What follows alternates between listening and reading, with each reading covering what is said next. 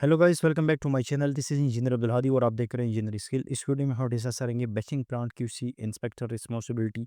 बहुत से दोस्तों ने रिक्वेस्ट किया था कि हमारे पास बैचिंग प्लांट क्यूसी इंस्पेक्टर जो होते हैं उसकी क्या रिस्पांसिबिलिटी होती है। आज हम वो डिस्कस करेंगे। स्टार्ट करते हैं अपने आज की इस वीडियो को। हमारे पास जब भी बैचिंग प्लांट क्यूसी इंस्पेक्टर होता है इसकी क्या रिस्पांसिबिलिटी होती है, आज हम डिस्कस करेंगे।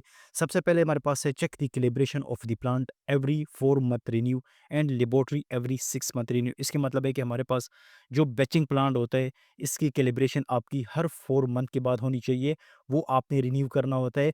और सेकंड, हमारे पास लेबोरेटरी में हमारे पास जितनी भी इक्विपमेंट होती है, अपरेटस होती है, इनकी कैलिब्रेशन हमारे पास हर 6 मंथ के बाद रिन्यूएबल होनी चाहिए। यानी कैलिब्रेशन जो होती है हमारे पास इक्विपमेंट जो होती है लेबोरेटरी के अंदर जो होती है वो हर 6 मंथ के बाद हमने करनी होती है। ठीक है, ये बैचिंग प्लांट क्यूसी इंस्पेक्टर देखता है जितनी भी कैलिब्रेशन करनी होती है। ये हमारे पास बैचिंग प्लांट क्यूसी इंस्पेक्टर जो होता है ये हमारे पास उसकी रिस्पॉन्सिबिलिटी में आता है। नेक्स्ट हमारे पास है plant scale shall be calibrated not less than the 3 time a year and shall be certified as conforming to ASTM C9409। हमारे पास प्लांट जो होता है यानी बेचिंग प्लांट जो होता है उसकी कैलिब्रेशन वो हमारे पास 3 टाइम ईयर में होनी चाहिए। यानी हर 4 मंथ के बाद हम इसको कैलिब्रेशन करते हैं। यानी इसकी हमारे पास जितनी भी अपरेटस है प्लांट के अंदर हमारे पास जितनी भी कैलिब्रेशन होती है उसकी हम हर 4 मंथ के बाद इसकी कैलिब्रेशन करते हैं।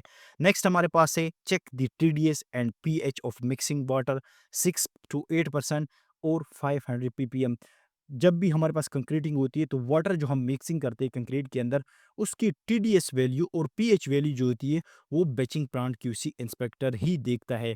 तो मिक्सिंग से पहले ही बैचिंग प्लांट क्यूसी इंस्पेक्टर जो होता है वो TDS वैल्यू और pH जो होती है वाटर की जो हम कंक्रीट के अंदर मिक्स करते हैं वो बैचिंग प्लांट पे ही देखता है। ठीक है, नेक्स्ट हमारे पास है check the temperature of mixing of water less than 5%। हमारे पास जो वाटर का टेम्परेचर है वो चेक करता है। अगर एग्जांपल हमारे पास वाटर का जो टेम्परेचर है और वेदर की टेम्परेचर भी ज़्यादा है तो उस सिचुएशन में वाटर के अंदर आइस यानी क्यूब्स वगैरह मिलाई जाती है, आइस की क्यूब्स मिलाई जाती है। ठीक है, नेक्स्ट हमारे पास है check the central mix no hard concrete no water. हमारे पास जो मिक्स डिज़ाइन होता है वो चेक करता है कि हमारी जो कंक्रीट है वो ज़्यादा हार्ड ना हो और वाटर हमारे पास प्रॉपर तरह इसके अंदर डिफाइन हुआ होता है। यानी कंक्रीट जब बेच होती है जिस टाइम बेचिंग प्लांट पे तो उस सिचुएशन में बेचिंग प्लांट क्यूसी इंस्पेक्टर ये चीज़ें देखता है। ठीक है, नेक्स्ट हमारे पास है check the approval mix design. इसका मतलब है कि हमारे पास जो अप्रूव मिक्स डिज़ाइन होता है वो चेक करता है जब भी उसने कंक्रीटिंग साइट पे डिलीवर करनी होती है भिजवानी होती है तो उस सिचुएशन में वो जितना भी जो आपका मिक्स डिज़ाइन है वो चेक करता है। नेक्स्ट हमारे पास है check the daily moisture content report. Daily हमारे पास जो मॉइस्चर कंटेंट रिपोर्ट होती है वो बैचिंग प्लांट क्यूसी इंस्पेक्टर देख रहा है। नेक्स्ट हमारे पास है check the daily sieve analysis report. हमारे पास जितनी भी मटेरियल की ग्रेडेशन होती है डेली बेस पे वो बैचिंग प्लांट क्यूसी इंस्पेक्टर ही इसको चेक करता है। ठीक है, नेक्स्ट हमारे पास है check the mixer truck revolution counter no hard concrete no water on mixer.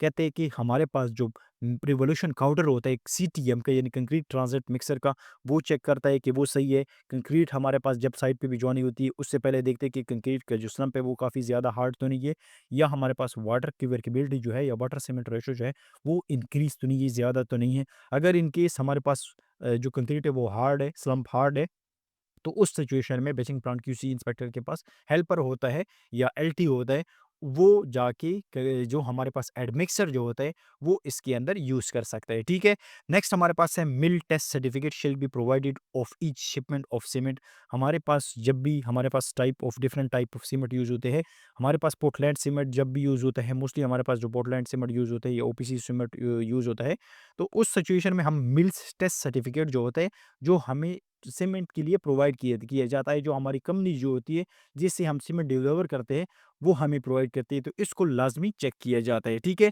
Next हमारे पास है सम यूजफुल स्टैंडर्ड। जो हम मोस्ट इंपॉर्टेंट स्टैंडर्ड यूज़ करने वाले हैं वो बेचिंग प्लांट क्यूसी इंस्पेक्टर को पता होनी चाहिए। सबसे पहले हमारे पास है सीरियल नंबर, मटेरियल नेम है और Saudi Aramco metrology system specification standard है, सऊदी अरामको इंजीनियरिंग स्टैंडर्ड है और ASTM स्टैंडर्ड है। सबसे पहले हमारे पास कंक्रीट के लिए मोस्ट इंपॉर्टेंट है Saudi Aramco metrology system specification 097, जो कंक्रीट रेडी मिक्स के लिए हमारे पास जब भी हमारी कंक्रीटिंग होती है उसका स्टैंडर्ड है सऊदी अरामको Q001। ये भी as a batching plant QC inspector को लाजमी पता होनी चाहिए और ASTM C94 भी बेचिंग प्लांट क्यूसी इंस्पेक्टर के लिए लाजमी पता होनी चाहिए। ठीक है, एग्रीगेट के लिए हमारे पास जो डिफाइन हुआ Saudi Aramco metrology system specification 088 और ASTM C38 है हमारे पास एग्रीगेट के लिए। प्लांट कैलिब्रेशन के लिए हमारे पास जो स्टैंडर्ड यूज़ होता है ASTM C94 है। ये as a batching plant QC inspector के लिए लाजिमी है, ठीक है, क्योंकि ये जितनी भी चीज़ें बैचिंग प्लांट क्यूसी इंस्पेक्टर जो होता है वो बैचिंग प्लांट पे ही ये सारी चीज़ें रिस्पॉन्सिबिलिटी को अवेयरनेस करता है। अब नेक्स्ट यहाँ पे Saudi Aramco metrology system specification 097 को मैंने डिफाइन किया है। Ordinary Portland cement type 1 shall be in accordance with SSA 143 and the optional chemical requirement of ASTM-C 150। इसका मतलब है कि ऑर्डिनरी पोर्टलैंड सीमेंट जो होता है वो हमारे पास SSA 143 के मुताबिक होने चाहिए और ASTM-C 150 के मुताबिक होने चाहिए, ठीक है। नेक्स्ट हमारे पास है type V sulphate resistant cement, जो हमारे पास SRC सीमेंट है वो हमारे पास जो स्टैंडर्ड है ASTM-C 150 के मुताबिक होने चाहिए, ठीक है। ऑर्डिनरी पोर्टलैंड सीमेंट हमारे पास जो होता है वो टाइप 1 होता है और SRC सीमेंट जो होता है यानी सल्फेट रेजिस्टेंट पोर्टलैंड सीमेंट जो होता है वो हमारे पास टाइप 5 के अंदर आता है। वो इसका जो स्टैंडर्ड है ASTM-C 150 के अंदर डिस्कशन हुई है, ठीक है। नेक्स्ट हमारे पास है silica fume shall be accordance with ASTM-C 1240 silica fume when used as mineral additive it shall not be less than 7% by weight of the cement as replacement and it shall not be exceeded 10% by weight of cement। Silica fume sometime हम use करते हैं, ये अगर example आपने use करना है ASTM C1240 के मुताबिक होनी चाहिए और जब भी हम सीमेंट के रिप्लेसिंग की जगह पे सिलिका फ्यूम यूज़ करते हैं तो उस सिचुएशन में ये हमारे पास 7% से कम और 10% से ज़्यादा नहीं होनी चाहिए, ठीक है। यानी इसकी जो रिक्वायरमेंट है वेट है वो हमारे पास 7 to 8% हम इसको यूज़ करते हैं, ठीक है। नेक्स्ट हमारे पास है natural pozzolana can be use as particle replacement of the cement. The amount of the natural pozzolana ASTM C618 use as replacement of the cement shall be established based on the compressive strength requirement but shall not be less than 50% replacement of the cement। इसका मतलब है कि some time हम national पुराना जो होता है ये भी हमारे पास एक टाइप ऑफ सीमेंट है हम यूज़ करते हैं। तो ये जब भी हम यूज़ करते हैं एज पर ASTM C618 के मुताबिक करते हैं और इसकी जो रेशो है हमारे पास यानी 50% से ज़्यादा नहीं होनी चाहिए, ठीक है। नेक्स्ट हमारे पास है high range water reducer super plasticiser type F and G only conforming to ASTM C494 can be used for highly workability। इसका मतलब है कि हम सुपर प्लास्टिसाइजर है हमारे पास जो हम कंक्रीट के अंदर यूज़ करते हैं जो वाटर को रिड्यूस करता है, यानी वाटर के अगर एग्जाम्पल कंटेंट हमारे पास ज़्यादा हो तो यानी एग्जाम्पल हमारा जो स्लम्प है वो ज़्यादा हो तो उसको रिड्यूस करने के लिए हम सुपर प्लास्टिसाइजर यूज़ करते हैं। तो ये हमारे पास टाइप F एंड G होना चाहिए और ये हमारे पास ASTM C494 के मुताबिक होने चाहिए, ठीक है। नेक्स्ट हमारे पास है कैल्शियम क्लोराइड और admixture containing chloride salt are not permitted and salt and shall not be use. इसका मतलब है कि अगर इन केस हमारे पास एडमिक्सचर या कैल्शियम क्लोराइड या वाटर के अंदर साल्ट मौजूद है यानी एग्जांपल क्लोराइड है साल्ट है इफुलनेस है तो वो हम कंक्रीट के अंदर यूज नहीं कर सकते, ठीक है, क्योंकि उससे हमारे पास जो कंक्रीट के अंदर है वो इफुलनेस से प्रोड्यूस हो जाती है।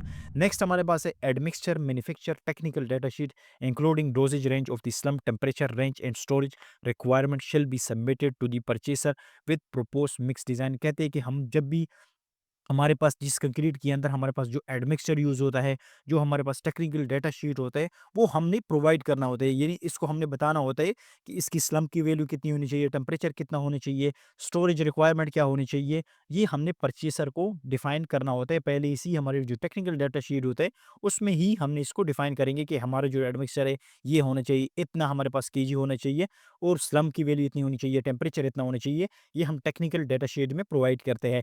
नेक्स्ट हमारे पास है the maximum water soluble chloride ion in concrete shall not be exceeded in 0.15% for reinforced concrete and 0.06% for pre-stressed concrete by weight of the cement। The maximum sulfate ion as SO3 shall not exceed 4%।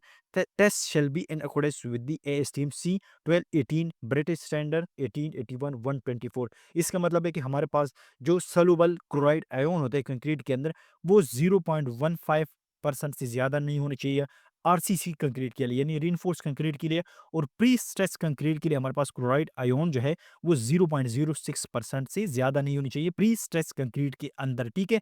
Next हमारे पास the maximum sulphate ion हमारे पास 4% से ज़्यादा नहीं होनी चाहिए और जितनी भी हम टेस्टिंग परफॉर्म करते हैं एस पर ASTM C1218 के मुताबिक करते हैं और ब्रिटिश स्टैंडर्ड 1881 124 के मुताबिक करते हैं। तो ये सारी चीज़ें बैचिंग प्लांट क्यूसी इंस्पेक्टर को पता होनी चाहिए, जितनी भी चीज़ें फॉलो करनी है बैचिंग प्लांट क्यूसी इंस्पेक्टर ही बैचिंग प्लांट जब कंक्रीटिंग होती है तो उस टाइम ये सारी चीज़ें बैचिंग प्लांट क्यूसी इंस्पेक्टर ने ही परफॉर्म करनी होती है। तो इन चीज़ों को एज अ बैचिंग प्लांट अगर आप काम करना चाहते हैं बैचिंग प्लांट क्यूसी इंस्पेक्टर, तो इन चीज़ों का आपको पता होना चाहिए। तो होप आपको वीडियो पसंद आई होगी। इसमें किसी भी रिलेटेड क्वेश्चन है तो आप कमेंट सेक्शन से पूछ सकते हैं। Thank you.